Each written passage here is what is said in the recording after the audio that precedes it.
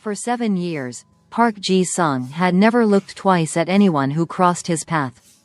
Socialites threw themselves at him at exclusive galas. Celebrities begged for his attention at VIP lounges.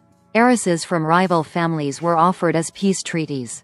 He dismissed them all with the same cold, empty stare. His syndicate had a name for him, the Viper King.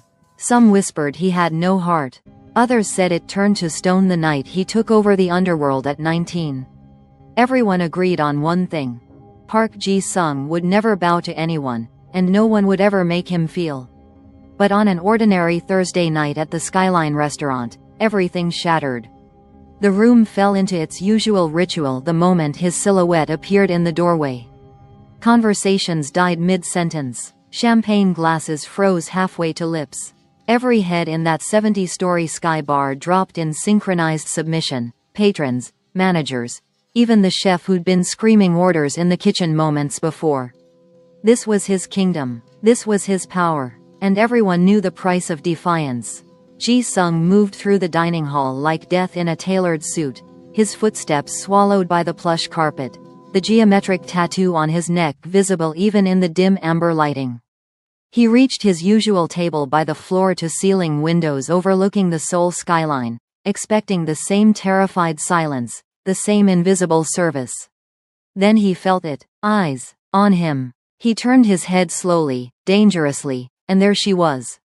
Amy Storm, a shy black waitress with her hair pulled back in a neat bun, her hands gripping the edge of his table, her body leaning forward instead of bowing down. She was trembling. He could see it in the way her knuckles had gone pale, but her chin was up. Her gaze was locked on his. And in a room full of people who'd rather die than meet his eyes, she refused to look away. The silence stretched. Someone's fork clattered to the floor in the back of the room. His security moved forward, hands reaching for weapons, but Ji-sung raised one finger and they froze. He tilted his head, studying her. The tattoo on his neck stretched with the movement. When he finally spoke, his voice was quiet, lethal, and laced with curiosity. Everyone in this room is on the floor. But you're still standing. Tell me why, or I'll assume you're begging for a death sentence. Amy's lips parted. Her voice came out barely louder than a breath, but every word rang clear. I only bow to God. The room held its breath. Ji-sung's eyes narrowed, and for the first time in 7 years, something cracked inside the ice. He didn't kill her. He didn't even raise his voice. He just leaned back in his chair, pulled out a roll of cash thick enough to choke on, and tossed it onto the table. Then he stood, buttoned his suit jacket, and walked to the door. But before he disappeared into the night, he turned back one last time, his gaze finding hers across the frozen room. Be ready tomorrow, Miss Storm. You just made yourself very interesting. If you're loving this dark romance already, make sure you hit that subscribe button and turn on notifications so you never miss our pulse-pounding Mafia love stories. Drop a comment and tell me, are you team, she should run, or team, she should stay? The silence that followed Amy's words felt like the moment before an execution. Ji-sung's guards moved as one, 3 men in black suits with violence written in their body language. The closest one, a man with a scar bisecting his left eyebrow, reached for Amy's arm. His fingers were an inch from her wrist when Ji-sung's voice cut through the air like a blade.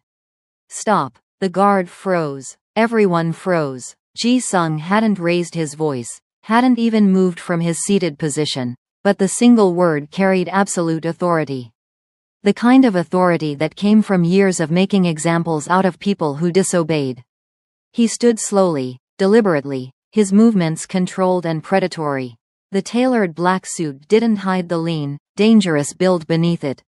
He was tall, taller than Amy had realized, and as he approached, she could see the intricate details of the tattoo that crawled up his neck. Geometric patterns that looked like they told a story she couldn't read. A story written in blood and power. Ji-sung stopped directly in front of her, close enough that she could smell his cologne, something expensive and dark, like leather and smoke.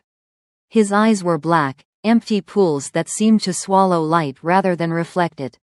When he spoke again, his voice was softer, but somehow more terrifying. You only bow to God. He repeated her words slowly, tasting them.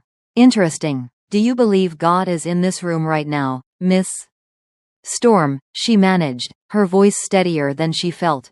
Amy Storm. Miss Storm. He let her name roll off his tongue like he was testing its weight. Do you know who I am? Yes. Then you know I could have you removed from this building in pieces so small they'd need dental records to identify you. Amy's hands were still gripping the table. She couldn't seem to let go. Yes, and yet you stand here, trembling like a leaf in a storm. Fitting name, by the way. And you refuse to bow. He leaned in slightly, and she caught the dangerous curiosity in his expression. Are you stupid, Miss Storm? Or are you the bravest person I've ever met? She wanted to look away.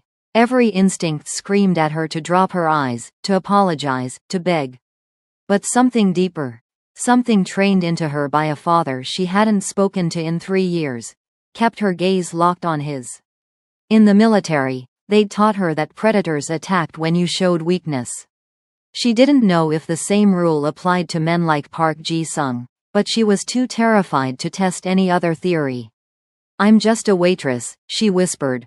I'm nobody. I can't bow. I won't. Something flickered across Ji-sung's face. Not anger. Not even irritation. It looked almost like interest. The kind of interest a scientist might show when discovering a new species. He studied her for another long moment, then straightened and reached into his jacket. Every guard in the room tensed. Amy's heart hammered against her ribs. He pulled out a money clip, solid gold, she noticed distantly, and counted out bills with the casual ease of someone who'd never worried about money in his life. When he finished, he tossed the stack onto the table between them. Amy's eyes widened. It was more money than she made in 3 months. For your service tonight, Ji-sung said, his tone unreadable. Then he buttoned his suit jacket with precise movements and turned toward the door. His guards fell into formation around him immediately, a well-trained unit moving as one organism. But before he reached the exit, he paused, turned his head just enough that she could see his profile, the sharp line of his jaw, the way the tattoo disappeared beneath his collar. Be ready tomorrow, Miss Storm. His voice carried across the silent restaurant, meant for her ears and everyone else's. A public claim, a warning. Wear that same uniform, same shift, I'll be back for you. Then he was gone, and the restaurant exhaled as one. Amy's knees gave out the moment the door closed behind him. She caught herself on the table, her hands shaking so badly she could barely grip the edge. The money sat there, mocking her with its implications. Around her, the other staff members were slowly coming back to life, whispers spreading like wildfire. Is she insane? Did you see that? She looked him in the eye. She's dead. She just doesn't know it yet. Min-ji, the head waitress and the closest thing Amy had to a friend here, materialized at her side. The older Korean woman's face was pale, her hands fluttering nervously. Amy Yaw, what were you thinking? Do you have any idea what you just did? Amy shook her head. Her mouth felt dry, her tongue thick. I don't know. I couldn't. Min-ji, I couldn't just bow. I couldn't. You couldn't, or you wouldn't. Min-ji's voice dropped to an urgent whisper. That man owns half of Seoul. The other half just doesn't know it yet. People who displease him disappear, Amy. They disappear. I know. Amy's voice came out as barely a breath. I know who he is. Then why? How could she explain it? How could she tell Min-ji that in that moment, when everyone else was bowing, something in her military brat instincts had screamed danger? That she'd seen something in the window's reflection behind Ji-sung. Just a glint, just a flash, and her body had moved on pure survival instinct? That standing tall hadn't been defiance but protection, even if she didn't fully understand why. She couldn't, so instead she just said, I don't know. Min-ji studied her face for a long moment, then sighed and began helping her clean up. Take the money, hide it, and tomorrow. She paused, her expression grave. Tomorrow, you be very, very careful. Men like Park Ji-sung don't give second chances. Whatever he wants from you, it won't be simple. And it won't be safe. Amy looked at the stack of bills on the table, then at the window where Ji-sung had been sitting.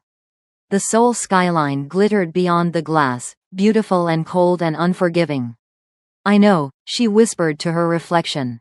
"I know." The next evening, Amy arrived at the skyline an hour early.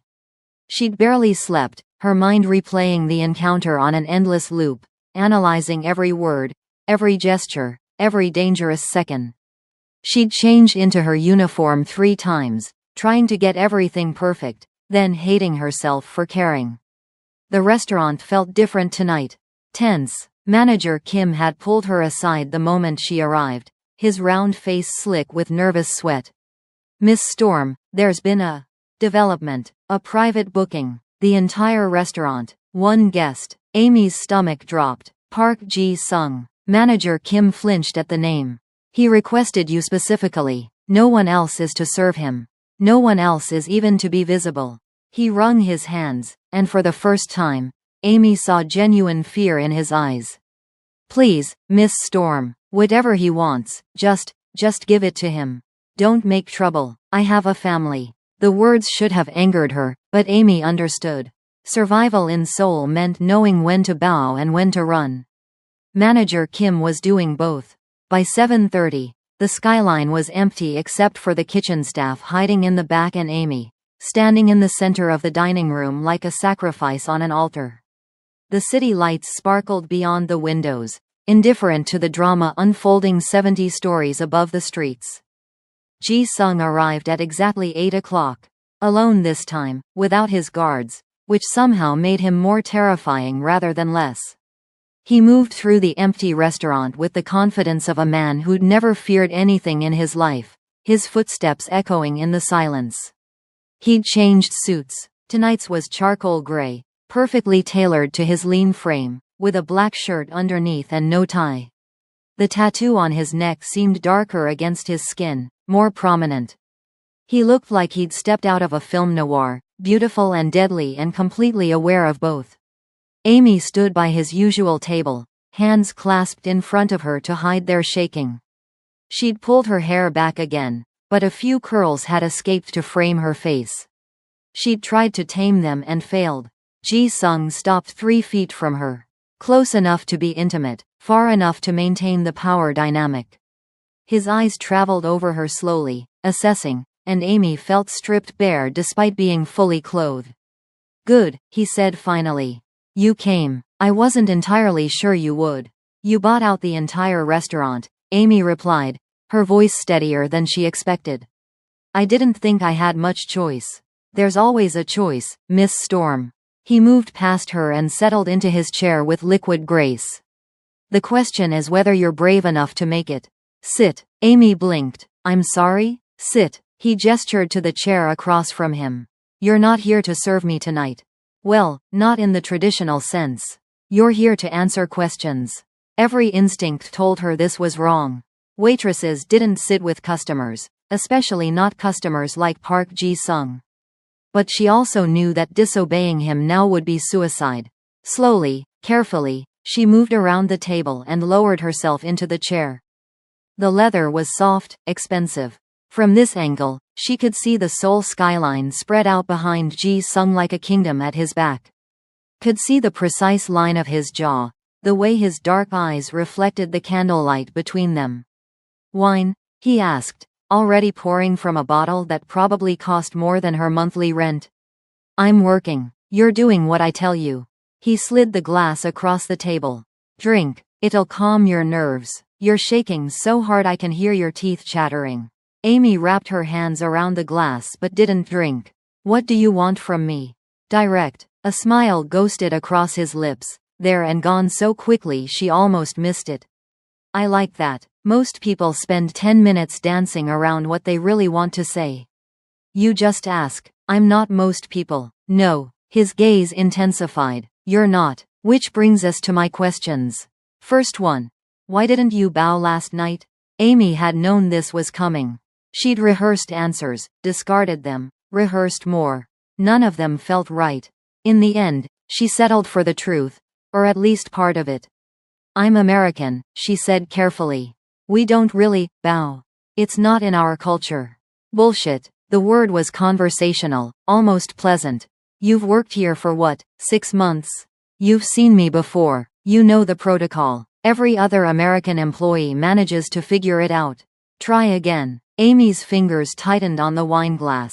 I don't know what you want me to say. The truth would be refreshing. The truth? She met his eyes, and for a moment, she let him see the fear beneath her composure. The truth is I was terrified. I am terrified, but I couldn't make myself bow. I just couldn't. Something in me wouldn't let me. Ji-sung leaned back in his chair, studying her. The silence stretched between them, taut as a wire. Finally, he said, "You're not lying." "Interesting. Is that all?" Amy asked. "Can I go now?" "We're just getting started, Miss Storm." He sipped his wine, his movements elegant and deliberate.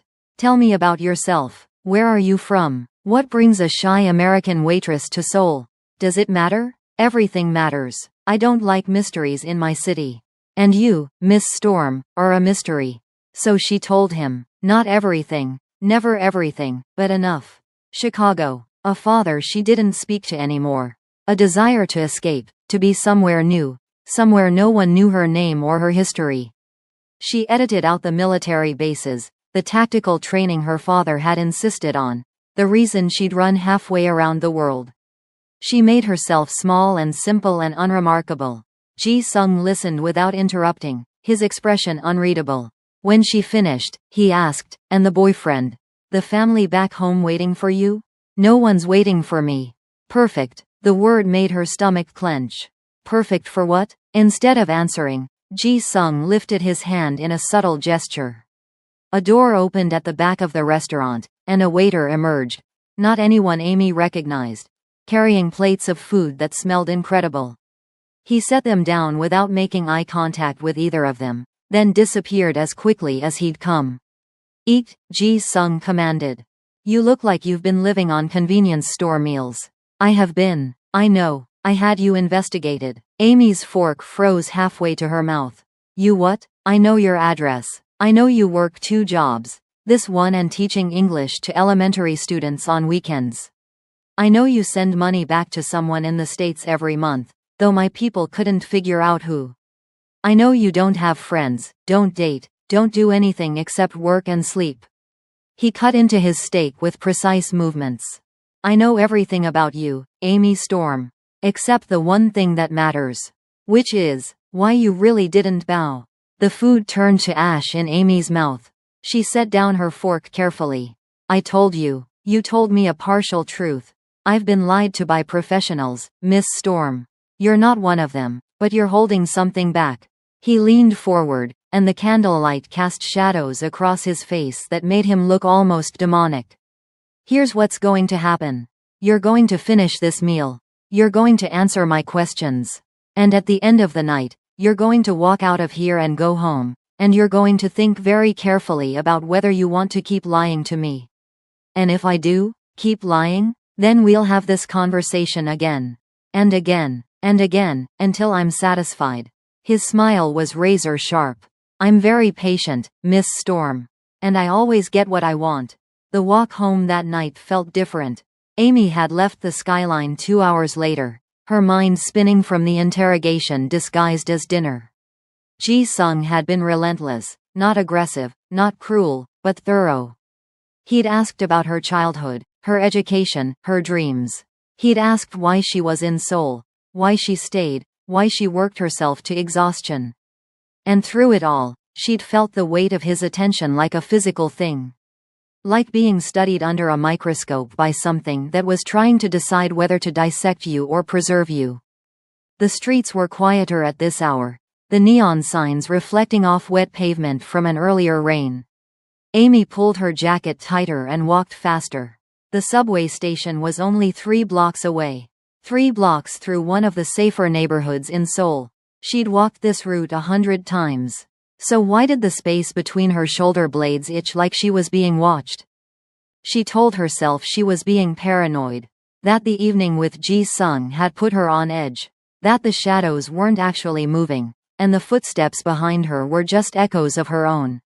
But when she turned onto the narrow street that led to the subway entrance, she knew she wasn't alone. There were 3 of them. Men in dark clothing that blended with the shadows, their faces obscured by baseball caps pulled low. They didn't run. They didn't need to. They just walked toward her with the casual confidence of predators who knew their prey was trapped. Amy's training kicked in before her conscious mind could catch up. She assessed her surroundings in a split second. Narrow street, no witnesses, delivery trucks parked on one side creating a blind spot. The subway entrance was 50 yards ahead, but they were closer. Running would just make her a moving target. Her father's voice echoed in her head. When you can't run, you make yourself too expensive to kill. Lost? The lead man's Korean was accented, harsh. Japanese, maybe, or Chinese. Pretty girl like you shouldn't walk alone. Amy backed up a step, putting one of the parked trucks at her back so they couldn't surround her. Her hands slipped into her purse, fingers closing around her keys, the only weapon she had. She threaded them between her fingers the way her father had taught her. I don't want trouble, she said in Korean, keeping her voice steady. I just want to go home. Too late. The man smiled, and it was the smile of something that enjoyed causing pain. You made trouble the moment you caught his attention. Ji-sung's little pet, our boss sends his regards. They moved as one, practiced and coordinated. Military training, Amy's brain supplied distantly. Or at least professional. The lead man went for her arms while the other 2 flanked her sides. She got one solid hit in, keys raking across the lead man's face, drawing blood, before they had her. Pain exploded in her side as someone's fist connected with her ribs. She gasped, tasting copper, and tried to break free. But there were too many of them, and they were too strong, and her training was years old and never meant for real combat. The lead man grabbed her hair, yanking her head back hard enough to make stars explode across her vision. Should have bowed when you had the chance, he hissed in her ear. Now you're a message. Then several things happened at once. A sound like thunder. No, not thunder, an engine. A black Mercedes screeching around the corner, headlights blinding. The men holding Amy froze for one crucial second, and that second was all Ji-sung needed. He was out of the car before it fully stopped, moving with a speed and precision that was almost beautiful. Amy had seen violence before, bar fights, domestic calls on military bases, training exercises, but she'd never seen anything like this. Ji-sung was a weapon. Pure and simple, he moved like something trained for exactly this kind of combat. Every movement economical and devastating. The first man went down with a crushed windpipe, not even a scream, just a wet gurgling sound. The second tried to pull a knife and lost 3 fingers for his trouble, Ji-sung breaking them backward with casual brutality. The lead man, the one who'd been holding Amy, tried to use her as a shield. Big mistake. Ji-sung's expression didn't change, didn't even flicker, as he grabbed the man's wrist and twisted. The sound of bones breaking was loud in the narrow street. The man screamed and released Amy, stumbling backward. Ji-sung caught her before she fell, one arm wrapping around her waist to steady her. With the other hand, he pulled a gun from inside his jacket, a sleek, matte black thing that looked like it cost more than a car, and aimed it at the lead man's head. Who sent you? His voice was conversational, almost bored. The man was crying, cradling his broken wrist. Fuck you. Ji-sung shot him in the knee. The sound was deafening in the enclosed space, echoing off the buildings. The man collapsed, screaming, and Ji-sung stepped over him like he was trash on the sidewalk. I'll ask once more. Who sent you? Dragon Head. The man sobbed. Dragon Head clan. They said to send a message. That you're getting weak. That the foreign girl makes you soft. Weak. Ji-sung repeated the word like he was tasting something foul. Then he looked down at the man with something that might have been pity if it had come from anyone else. Tell your boss that his message was received. And tell him that if anyone touches her again, I'll burn his entire operation to the ground and salt the fucking earth afterward. He shot the man in the other knee. Then, almost gently, he turned to Amy. Can you walk? She nodded, not trusting her voice. She was shaking again, worse than before, and she couldn't seem to stop. Ji Sung's arm was still around her waist, solid and steady, and she hated how much she wanted to lean into it. Good. Come. He guided her toward the Mercedes, opened the passenger door, and helped her inside with surprising care. The interior smelled like leather and that same dark cologne she remembered. As they pulled away from the scene, leaving 3 men bleeding in the street, Amy finally found her voice. You killed him. The first one. He's dead. Yes. You didn't even hesitate. Ji Sung glanced at her, his expression unreadable in the dashboard lights. They were going to kill you, Miss Storm. Or worse. Did you want me to ask them nicely to stop? No, she pressed her hand to her side where she'd been hit, wincing. I just didn't expect you to come. I was having you followed. He said it casually, like it was the most normal thing in the world. After last night, I knew there might be complications.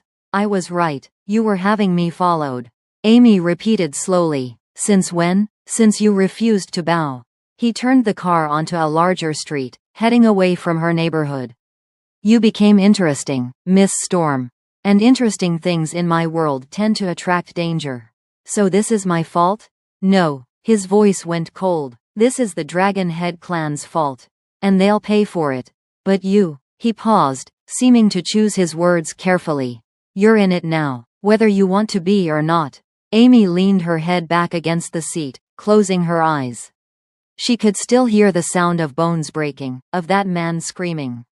Could still feel Ji Sung's arm around her waist, protecting her with the same body that had just dealt death with casual efficiency. Where are we going? She asked finally. Somewhere safe. I'll have a doctor look at your ribs. Then we'll talk. About what? Ji Sung's hands tightened on the steering wheel. About the debt you now owe me, Miss Storm. I saved your life tonight. In my world, that means something. The somewhere safe turned out to be a penthouse apartment in Gangnam that probably cost more than Amy would make in 10 lifetimes. All glass and steel and modern minimalism, with a view of Seoul that made the Skyline restaurant look like a cheap knockoff. The doctor, an older woman who asked no questions and said even less, confirmed that Amy had bruised ribs but nothing broken. She left pills and strict instructions to rest, then disappeared as silently as she'd arrived. Amy sat on a cream-colored couch that probably cost more than a car, holding an ice pack to her side, while Ji Sung poured drinks at a bar that looked like it belonged in a high-end hotel. He'd taken off his suit jacket and rolled up his sleeves, revealing forearms corded with lean muscle and marked with more tattoos. Here, he handed her a glass of something amber. Whiskey. It'll help with the pain. I have the pills. Humor me. She took the glass. The whiskey burned going down, but it did help, or at least, it helped her stop shaking. Ji Sung settled into the chair across from her, his own glass cradled in one hand, and studied her with that same unsettling intensity. You handled yourself well, he said finally. Most people would have frozen. You fought back. Lot of good it did me. You're alive. That counts for something. He sipped his drink. Where did you learn to fight like that? The key technique was clever. Amy's hands tightened on her glass. Self-defense classes. Every girl should take them. Bullshit. The word again. Conversational and absolute. That was military training. CQC basics. You threaded those keys like someone taught you how to make a weapon out of anything. He leaned forward. Who trained you, Amy? She wanted to lie, wanted to deflect, but she was tired, and in pain, and she'd already danced around the truth too many times tonight. My father. He was military, special forces. He made sure I could defend myself. And where is this father now? I don't know. We don't talk. She met his eyes. Is this another interrogation? Because I thought you said I could rest. This is me understanding what I'm dealing with. Ji Sung set down his glass. You're not just a waitress, Amy Storm. You're trained. You're observant. You saw those men coming before they got close enough to be a real threat. That takes skill. It also didn't save me. No, I did. He stood, moving to the window to look out at the city. Which brings us to the debt. Amy's stomach clenched. What do you want? 3 nights from now, I have a business meeting. High stakes, delicate negotiations. I need someone there I can trust. He turned back to face her. I need you there. As what? A waitress? As a cupbearer. An old tradition. You'll serve drinks, observe, and report back to me what you see. Body language. Who's nervous? Who's lying? His expression was serious. I saved your life tonight. This is how you repay that debt. And if I refuse? Then you walk out of here, go home to your apartment, and hope the Dragonhead clan doesn't send more men. Bigger men. Angrier men. He tilted his head. Or you accept that you're under my protection now, and you pay the price for that protection. Amy wanted to argue, wanted to tell him he couldn't just buy people, couldn't just claim them like possessions. But she also knew he was right. She'd seen what his enemies were willing to do. She'd felt their hands on her, heard their promises. 3 nights, she said quietly. And then we're even? 3 nights. Then we'll see. That's not an answer. Ji-sung smiled, and for the first time, it reached his eyes. No, Miss Storm, it's not. The business meeting was held in a private room at one of Gangnam's most exclusive clubs. The kind of place that didn't have a name, just a location that everyone who mattered knew. Amy arrived in a different uniform this time, something Ji-sung had provided. A traditional Korean hanbok in deep blue silk, modified to be more formal, more decorative. She felt like a doll, dressed up and put on display. Ji-sung met her at the entrance, and she barely recognized him. Gone was the modern suit. Tonight he wore traditional Korean formal wear, a black hanbok with silver threading that caught the light. With his hair slicked back and the tattoo on full display, he looked like something out of a historical drama. A warrior prince, a king from a bloodier age. You look appropriate, he said, his eyes traveling over her. Good. Remember what I told you. Serve drinks. Watch everyone, especially the man in the gray suit, Park Kwon-soo, my second in command. He's been acting strange lately. And you want me to spy on your own man? I want you to observe. There's a difference. He placed a hand on the small of her back, guiding her inside. And Amy, whatever happens in there, whatever they say to you or about you, you endure it with grace. Can you do that? She wanted to ask what he meant. Wanted to demand more information. But there was no time. The doors were opening, and beyond them, she could see a room full of men in expensive clothes, drinking expensive liquor, conducting business that would never see the light of day. Ji-sung's hand pressed against her back once, a warning or a reassurance or both, and then they were inside. The meeting was exactly what Amy had imagined and worse. 12 men sitting around a low table, some in modern suits, others in traditional dress. They looked up when Ji-sung entered, and she saw the exact moment they noticed her. Saw the way their expressions changed from respect to confusion to contempt. You brought a foreigner? One of the older men, silver-haired and sharp-eyed, spoke in Korean that was deliberately too fast for most foreigners to follow. And a woman? What is this, Ji-sung? Entertainment? This is my cupbearer, Ji-sung replied smoothly, settling onto his cushion at the head of the table. She serves me exclusively. You have a problem with that, Councilman Lee? I have a problem with you disrespecting tradition, Lee shot back. Cupbearers are chosen from within, not plucked from some restaurant. Amy stood frozen in the doorway, her hands clenched in the silk of her hanbok. She could feel their eyes on her, judging, dismissing. Could hear the whispers that didn't bother to be quiet. She's pretty, at least. Is Ji-sung going soft? First the incident at the restaurant, now this. I heard Dragonhead already made a move on her. Ji-sung's voice cut through the noise like a gunshot. Gentlemen, we're here to discuss the shipment routes, not my personal choices. Amy, pour the first round. She moved forward on legs that felt like water, the traditional lacquered tray heavy in her hands. She'd practiced this. Ji-sung had made her practice, but performing it in front of these men, with their contemptuous stares, was different. She moved from person to person, pouring rice wine with steady hands, keeping her eyes down. Playing the role, but she was watching, always watching. The way Councilman Lee's hand shook slightly when he spoke about the border checkpoints. The way the man Ji-sung had identified as Park Kwon-soo checked his phone 3 times in 5 minutes. The way two of the younger men exchanged glances that spoke of shared secrets. The meeting dragged on for 2 hours. Amy's feet ached from standing, her ribs throbbed where she'd been hit, and her face hurt from maintaining a neutral expression while listening to these men discuss her like she was a particularly controversial piece of furniture. But she noticed things. She noticed that Park Kwon-soo never once looked at Ji-sung during the arguments about territory. She noticed that Councilman Lee kept steering the conversation toward Ji-sung's recent instability. She noticed the way several men seemed too comfortable with each other, like they'd been meeting privately. When it finally ended, when the men began to file out in groups of 2 and 3, Amy felt Ji-sung's hand on her elbow. Gentle, but firm, guiding her out a different exit, through a back corridor that led to a private elevator. Neither of them spoke until they were in his car, the doors closed, the tinted windows providing blessed privacy. Amy slumped against the seat, exhausted and humiliated and angry all at once. "I'm sorry," Ji-sung said quietly. She turned to stare at him. "What?" "I'm sorry. They were crueler than I anticipated." He stared straight ahead, his hands on the steering wheel even though the car wasn't moving yet. "You performed well, but I underestimated how much they would resent your presence." "I was decoration," Amy said bitterly. "A trophy. Something for them to ridicule."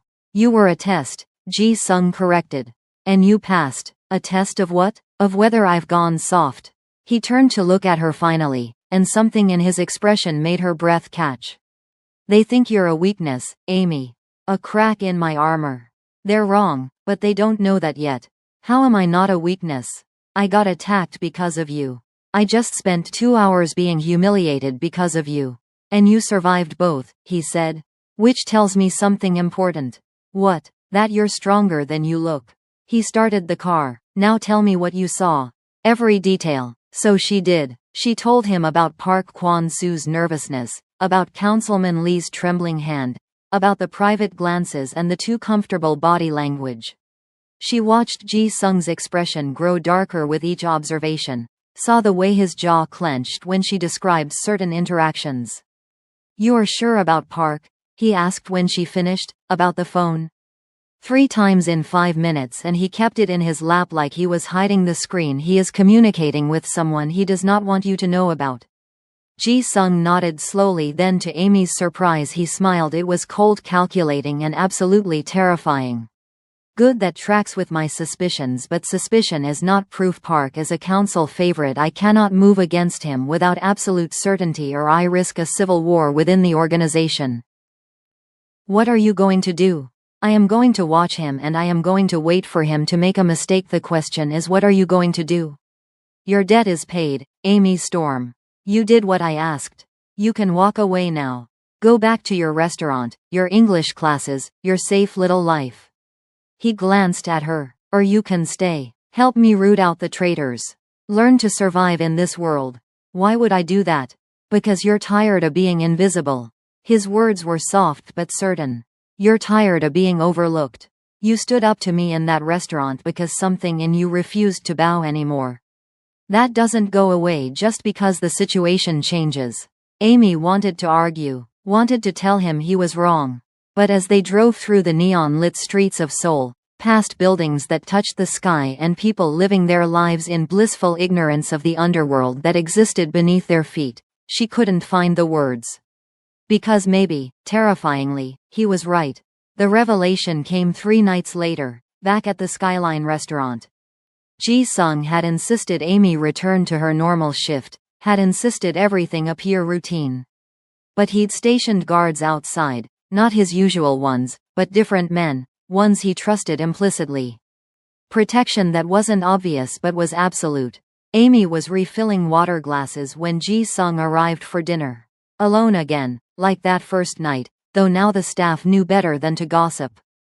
Manager Kim had given her a wide berth ever since she'd returned, his nervous energy transmitting clearly. "Don't make trouble, don't attract attention, just survive." She approached Ji-sung's table with the menu, playing her role. But before she could speak, he said, "Sit. I'm working." Amy, just her name, but weighted with meaning. "Sit." She sat.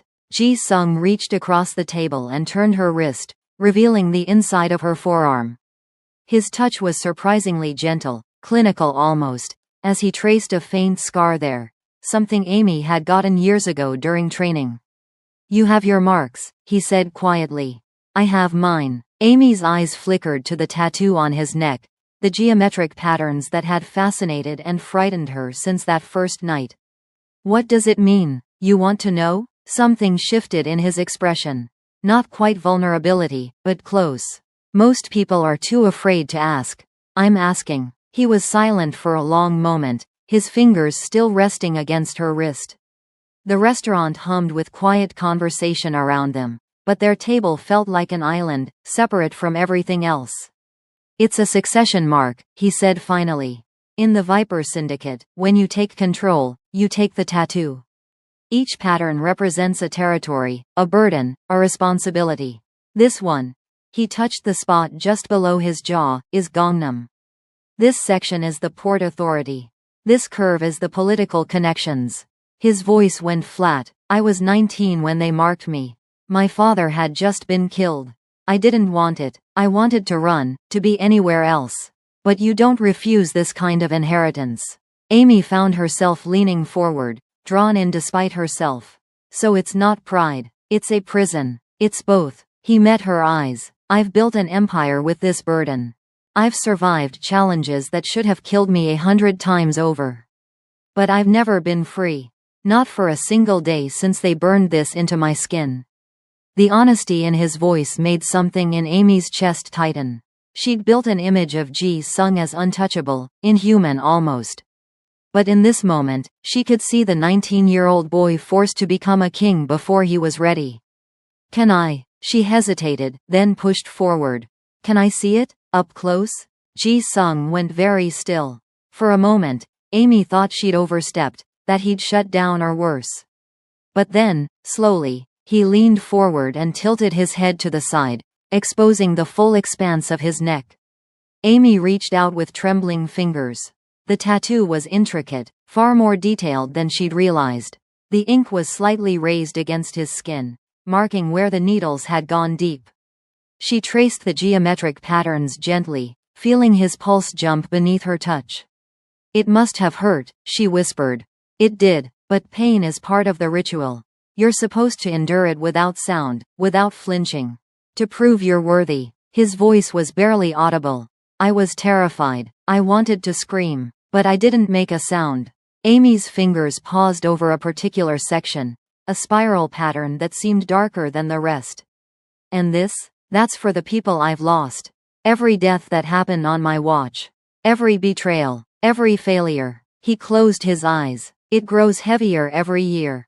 Without thinking, Amy pressed her palm flat against his neck, covering the tattoo with her hand. Covering the burden. She felt his pulse racing, felt the heat of his skin, felt the way his breath caught. "You don't have to carry it alone," she said softly.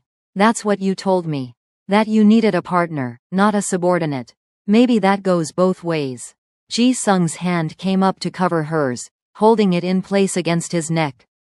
When he opened his eyes, they were dark and intense and full of something Amy couldn't name.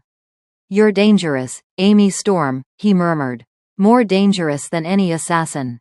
Because you make me want things I gave up on years ago." "Like what?" "Like trust. Like partnership. Like something that isn't built on fear." His thumb stroked across her knuckles. "You scare me more than the Dragonhead clan ever could."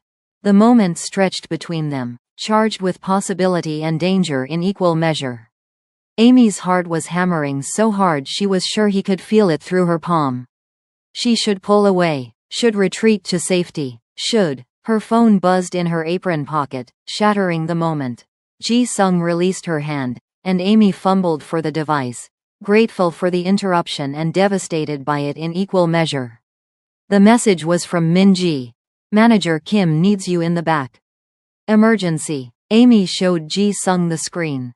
His expression hardened immediately, all traces of vulnerability gone. "Go, I'll wait here." But when Amy reached the back corridor, she found not Manager Kim but two men in dark suits she didn't recognize. They moved fast, blocking her path, and one of them pressed something cold and metallic against her side. "Don't scream," he said in Korean.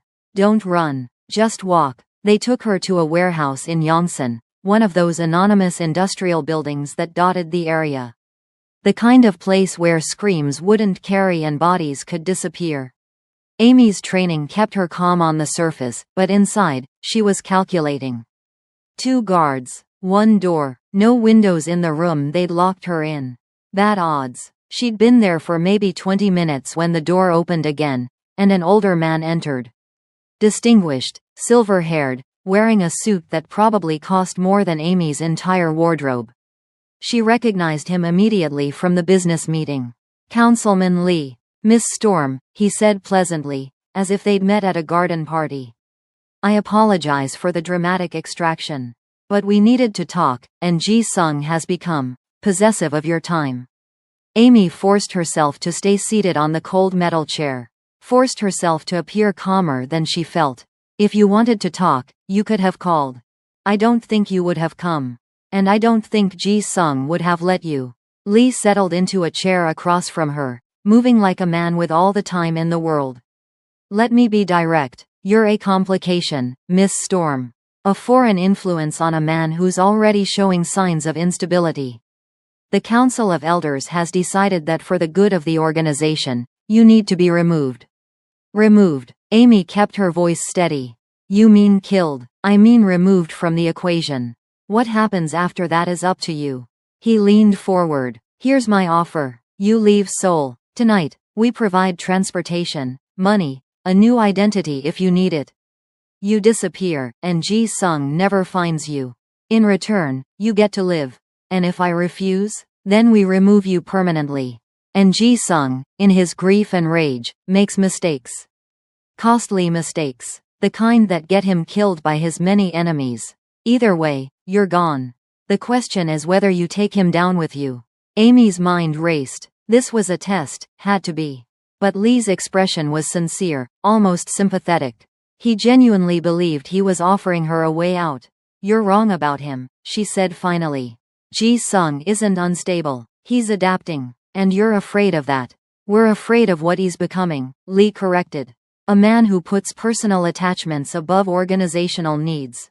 A man who challenges tradition. A man who—" He paused, choosing his words carefully. Quote, "who might decide he doesn't need the council anymore. That's dangerous for everyone." Before Amy could respond, her phone buzzed. Lee gestured for her to check it. The message was from Ji-sung. "Where are you?" "He's looking for you," Lee said. "What will you tell him?" Amy's thumbs moved across the screen. "Safe. Stepped out for air. Back soon." She hit send and looked up at Lee. "I'll think about your offer. Give me 24 hours. "You have 12. Lee stood. "After that, the decision gets made for you.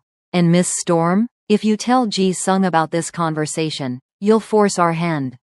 The best way to protect him is to leave quietly." They released her 3 blocks from the restaurant. Amy walked back slowly, her mind spinning with implications and strategies. Lee was right about one thing. Her presence was causing problems for Ji-sung. But running felt like surrender, like bowing to a different kind of pressure. By the time she reached the skyline, she'd made her decision. She found Ji-sung in the private dining room, his expression dark with barely controlled rage. "Where were you?" he demanded. "I had my men searching." "We need to talk," Amy interrupted. "But not here. Your penthouse." Now, something in her tone must have convinced him, because he didn't argue. They left through the back entrance, took his car, drove in tense silence through the late-night streets.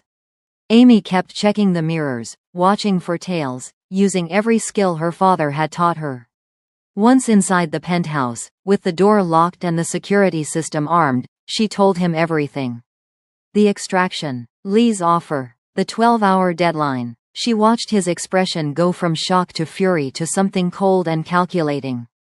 "They took you," he said quietly. "They put their hands on you. They threatened you. They offered me a way out," Amy corrected.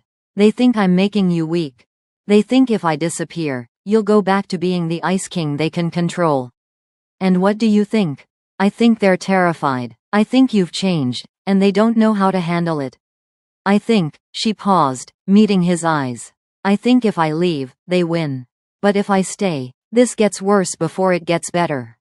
Ji-sung moved to the window, staring out at the city with his hands clenched behind his back. The tattoo on his neck seemed darker in the ambient light, more pronounced. When he spoke, his voice was ice. "You're not leaving. Not because they demand it. Not because it's easier. Not because you're afraid." He turned to face her. "You're staying because I'm going to dismantle the Council of Elders piece by piece, and I'm going to need you to help me do it." Ji-sung. They crossed a line tonight, Amy. They put their hands on something that's mine to protect. That's a declaration of war, whether they realize it or not. His smile was sharp enough to cut. "Pack a bag. You're moving in here. Full-time protection. No arguments. They want to remove you from the equation? Let them try." The next 72 hours were a masterclass in controlled chaos. Ji-sung moved Amy into his penthouse and assigned a full security detail. 6 men who rotated in 8-hour shifts, all of them loyal to Ji-sung personally rather than to the organization. He also began systematically investigating the council members, looking for weaknesses, for leverage, for anything he could use. Amy found herself in a strange liminal space. Not quite a prisoner, not quite a partner. She had access to most of the penthouse, could order food, could work remotely on her English teaching materials. But she couldn't leave without approval, couldn't contact anyone outside Ji-sung's inner circle. It was during one of these long afternoons, while Ji-sung was in a meeting and Amy was pacing the living room like a caged animal, that she noticed something odd. Park Kwon-soo, Ji-sung's second-in-command, was in the building. She'd seen him arrive on the security monitors. But instead of going to Ji-sung's office on the top floor, he'd gone to the parking garage. Amy's instincts screamed warning. She pulled up the security feed on the tablet Ji-sung had given her. He'd shown her how to access it, told her to watch for threats, and cycled through the garage cameras. There, Park Kwon-soo, standing by a black SUV, talking to someone. The angle was wrong to see the other person's face, but their body language was furtive, secretive. Park handed over an envelope. The other person handed back what looked like a burner phone. Amy's heart pounded. She took screenshots, recorded the video clip, and was still staring at the evidence when Ji-sung returned an hour later. "You were right about Park," she said immediately, not bothering with pleasantries. "Look." She showed him the footage. Watched his expression go from curious to cold to absolutely murderous. He played the clip 3 times, zooming in, analyzing every frame. "Do you recognize the other person?" he asked, his voice dangerously soft. "No, but the way Park is acting, that's definitely a dead drop." Information exchange. Amy pulled up another screenshot. "And look at the timestamp. This is the 3rd time he's done this in the past week. Always same time, same location." Ji-sung was silent for a long moment. Then he picked up his phone and made a call. "Bring me Park Kwon-soo. Now." "No, I don't care if he's in a meeting. Interrupt it, and come armed." He ended the call and looked at Amy. His eyes were chips of black ice. "You just saved my life. Again. I don't understand. Park knows my schedule, he knows my security protocols, he knows where I sleep, what I eat, who I trust, but until this video I could not touch him, now I can." Ji-sung's jaw clenched. "If he is selling that information, then everyone around me is in danger, including you." 20 minutes later, Park arrived. He walked into the penthouse with the confidence of someone who'd been here 1,000 times, who belonged in this space. His expression shifted when he saw Amy. A flicker of something, surprise? Anger, before he smoothed it away. "You wanted to see me, boss?" Park said in Korean. "I did." Ji-sung gestured to the tablet on the coffee table. "I want you to explain what you're doing in that video." Amy watched Park's face as he looked at the screen. Watched the blood drain from his features. Watched his eyes go wide with panic before training kicked in and he tried to salvage the situation. "That's not what it looks like," Park started. Meeting with Dragon Head representatives, Ji-sung finished. Trading information for money. Betraying me. Betraying everyone who trusted you. He stood, and despite being slightly shorter than Park, he somehow seemed larger. How long? Ji-sung, please, you have to understand. How long? Park's shoulders slumped. 6 months. They approached me after the territory dispute. They offered money, protection for my family. I didn't want to, but they threatened. So instead of coming to me, your brother, your friend, the man who promoted you above 20 others, you sold me out. Ji-sung's voice was soft, almost gentle, which made it infinitely more terrifying. You gave them my movements. My plans. You told them about Amy. I didn't have a choice. There's always a choice. Ji-sung pulled a gun from inside his jacket, that same matte black weapon Amy had seen him use in the alley. You made yours. Now live with it. Wait. Amy surprised herself by speaking. Both men turned to look at her. Don't kill him here. You'll have questions. Information you need. It was a delaying tactic, weak and transparent, but Ji-sung seemed to consider it. Finally, he lowered the gun slightly and nodded to his guards. Take him to the warehouse. Get everything he knows. Then, dispose of him. As they dragged Park away, the man begging, pleading, swearing his loyalty, Amy felt sick. She'd just condemned a man to death. Maybe he deserved it. Maybe this was justice in Ji-sung's world. But that didn't make it easier to stomach. You shouldn't have interfered, Ji-sung said once they were alone. I know. He betrayed me. Betrayed all of us.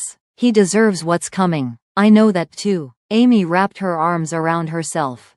I've never been responsible for someone's death before. Ji-sung's expression softened fractionally.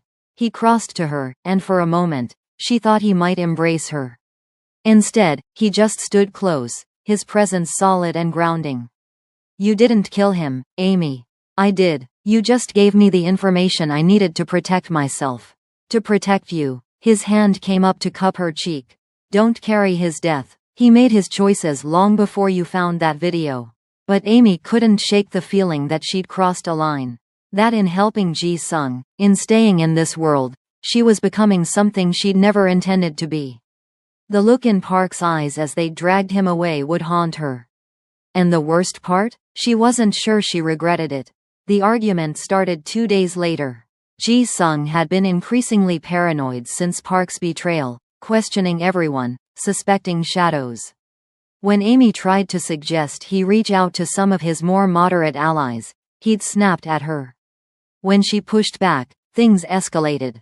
You don't understand how this world works, Ji-sung said, his voice sharp with frustration. Trust is a luxury I can't afford right now. Everyone is suspect until proven otherwise. Including me? Amy shot back. I'm the one who found the evidence. I'm the one who warned you. But you're treating me like I'm under house arrest. I'm keeping you safe. You're keeping me isolated. She was pacing now, her frustration boiling over. I've been locked in this penthouse for almost a week. I can't work, can't see anyone, can't even walk outside without 6 armed guards. That's not protection, Ji-sung. That's imprisonment. Would you prefer I let you walk into another ambush? Let the Dragon Head clan finish what they started? His eyes flashed. You think I'm being unreasonable? Park was my brother in everything but blood, and he sold me out. How am I supposed to trust anyone after that? By having faith that not everyone is a traitor. Amy stopped pacing, facing him directly. You told me you needed a partner. But partners trust each other. Partners don't lock each other away and make unilateral decisions. Partners also don't question my judgment when it comes to security. Your judgment? Amy laughed bitterly. You mean your paranoia? You're so busy looking for enemies that you can't see the people still trying to help you. The words hung in the air between them, sharp and cutting. Ji-sung's expression went cold, closed off. When he spoke, his voice was flat. Maybe you're right. Maybe I am paranoid. But paranoia keeps you alive in this world. And if you can't handle that, if you can't understand why I need to be careful, then maybe. He paused, and something flickered across his face. Maybe you should take Lee's offer. Leave. Be safe. Amy felt like he'd slapped her. You're sending me away? I'm giving you an out. You said it yourself. This is imprisonment. You're not happy here. You're scared of what I've become, what you might become. He turned away from her. I'll arrange transportation. By tomorrow, you can be on a plane to anywhere you want. Start over. Forget any of this happened. That's not what I meant. It's what you need. His voice was final. I can't protect you if I'm constantly worried about whether you're going to betray me. And you can't live like this, always looking over your shoulder. It's better this way. Amy wanted to argue, wanted to tell him he was wrong, that running wasn't the answer. But the set of his shoulders, the tone of his voice, he'd made his decision. And maybe, a small part of her whispered, maybe he was right. Maybe she wasn't cut out for this world. Fine, she said quietly. I'll pack my things. She left him standing by the window, staring out at the city he ruled, alone again. Just like he'd always been. Amy left the penthouse that night with a single bag and an escort of 2 guards who drove her to a hotel near the airport. They weren't friendly, weren't conversational. Just professional. She had a ticket for a flight to Los Angeles leaving at noon the next day. A new identity. Cash. Everything she needed to disappear. She should have felt relieved. Should have felt free. Instead, she felt hollow. She was sitting on the hotel bed staring at the plane ticket when her phone buzzed. Not her regular phone. That had been returned to her. But the secure phone Ji-sung had given her weeks ago. The one she had forgotten was still in her bag. The ID read Unit 6. That was the head of her security detail, the man who had just driven her here. The message was brief. I am violating orders sending this, but you need to know Ji-sung is going to the Red Moon Gala tomorrow night alone. Park gave up the trap details before he died. Ji-sung knows it is an ambush. He is going anyway to close the loop so they stop hunting you. He is trading his life for your safety.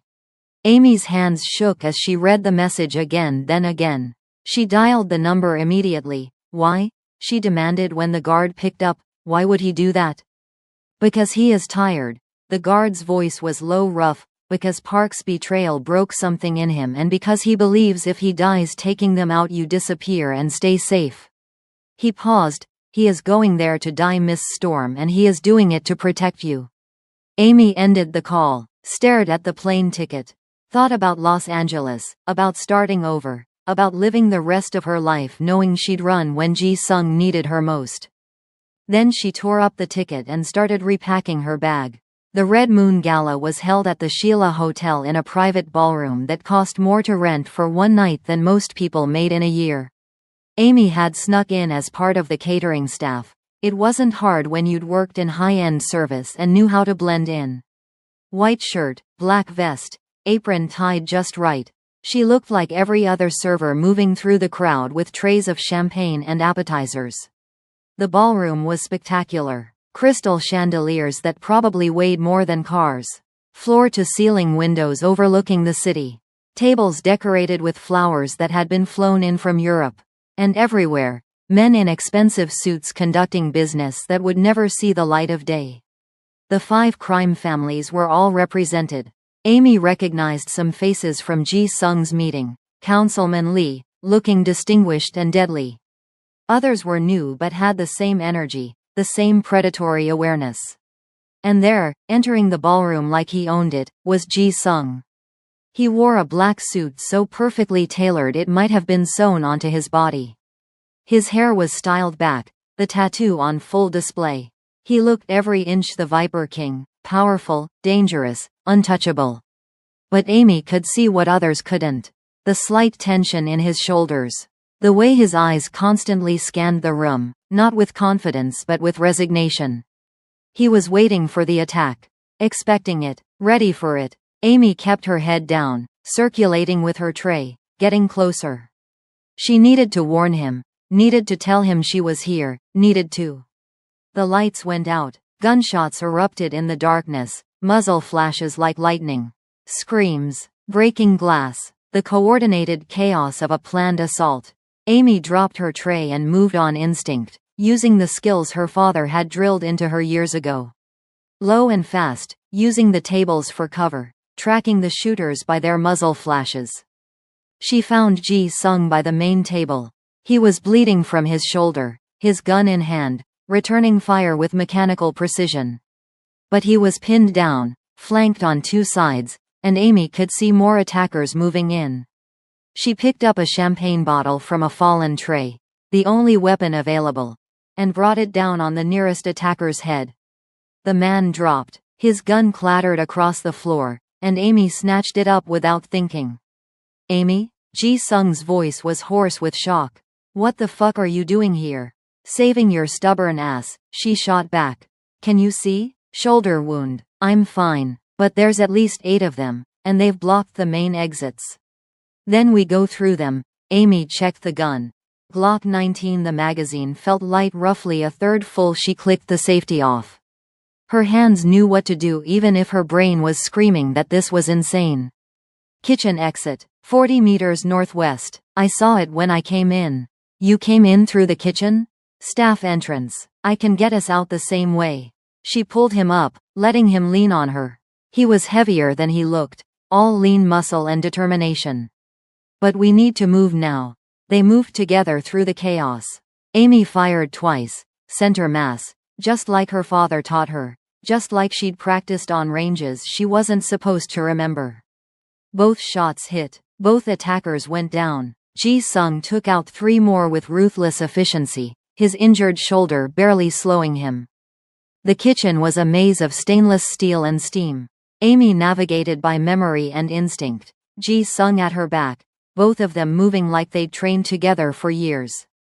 They burst through the loading dock door into the night air, and for one beautiful moment, Amy thought they'd made it. Then 4 more attackers appeared, cutting off their escape. "Well," Ji-sung said, breathing hard, his gun trained on the nearest threat.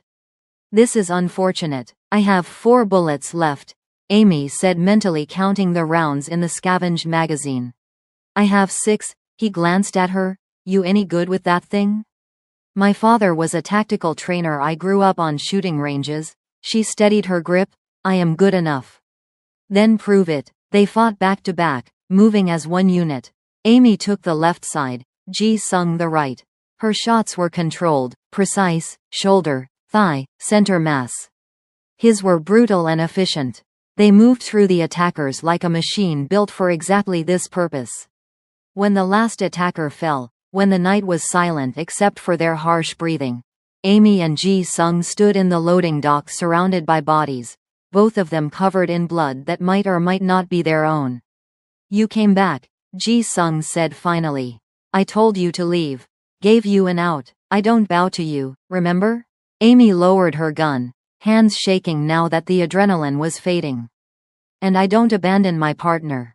Ji-sung turned to look at her fully. His expression was raw, vulnerable in a way she'd never seen. "Partner? You said you needed one." "You were right." She met his eyes. "And I think maybe I needed one too." He crossed to her in 2 strides and pulled her into an embrace that was desperate and relieved and full of everything they'd been dancing around for weeks. Amy wrapped her arms around him, feeling his heart hammering against her chest, feeling alive and terrified and absolutely certain. "Don't ever run again," Ji-sung murmured against her hair. "Promise me. Only if you promise to stop trying to die nobly." "Deal." Sirens were approaching in the distance. They needed to move, to disappear before police arrived. But for one moment more, they just stood there, 2 survivors holding onto each other in the darkness, knowing that everything had changed. The aftermath took 3 weeks to settle.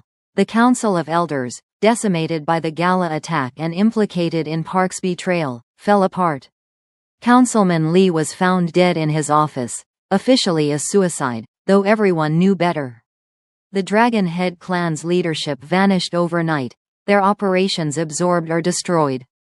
Ji-sung emerged as the undisputed power in Seoul's underworld, not because he was the cruelest or the strongest, but because he'd survived everything they'd thrown at him. And because he'd proven that loyalty mattered more than fear. Amy returned to work at the Skyline restaurant. Not because she needed the money. Ji-sung had made sure she'd never need money again, but because she wanted to. Because going back to normal, even partially, felt important.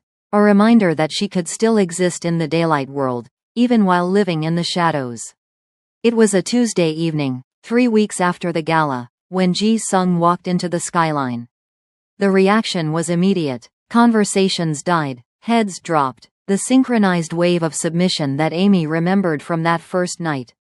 But this time, there was something different in the air. Not just fear, but respect. Acknowledgement that Ji-sung had changed the rules of the game. He walked through the dining room slowly, deliberately. Amy stood by the window table, his usual spot, and watched him approach. She wore her uniform, her hair pulled back, looking every inch the waitress she'd been when this all started. But she wasn't that person anymore. And he wasn't the same cold king who demanded her submission. Ji-sung reached the table. The entire restaurant held its breath, waiting to see what would happen. Waiting for Amy to bow, for the natural order to reassert itself. Amy stood tall, met his eyes, refused to lower her head, and then Ji-sung did something no one expected. He stopped directly in front of her, close enough that she could see the faint scar on his shoulder from the gala, could smell his cologne, could see the warmth in his eyes that had never been there before. And he bowed, not a deep bow, not the kind of submission others offered him, but a slight inclination of his head, an acknowledgement, a sign of respect between equals. The restaurant gasped. Someone dropped a glass. Manager Kim looked like he might faint. Ji-sung straightened and held out his hand. "Table for two, Miss Storm?" Amy took his hand, letting him guide her into the seat across from him. Not as his servant, not as his subordinate, but as his partner. As his equal. Around them, the skyline slowly came back to life. Conversations resumed. Servers moved with renewed purpose. But everyone understood what had just happened. Everyone had witnessed the moment the Viper King bowed to someone who refused to bow to him. "You're going to start rumors," Amy said softly, studying Ji-sung across the candlelit table. "Let them talk." He poured wine into both their glasses. "I'm done living by their rules. We make our own now. Our own rules." Amy tasted the words, tasted the wine. Both were intoxicating. "I like the sound of that." "Good." Ji-sung's smile was genuine, reaching his eyes in a way that transformed his entire face. "Because I have a feeling we're going to rewrite quite a few of them." Through the floor-to-ceiling windows, Seoul sparkled in the darkness. Millions of lives, millions of stories, millions of moments just like this one. And for the first time since that night she'd refused to bow, Amy felt like she could breathe. Not because she was free from danger. She'd never be free from that, not in Ji-sung's world.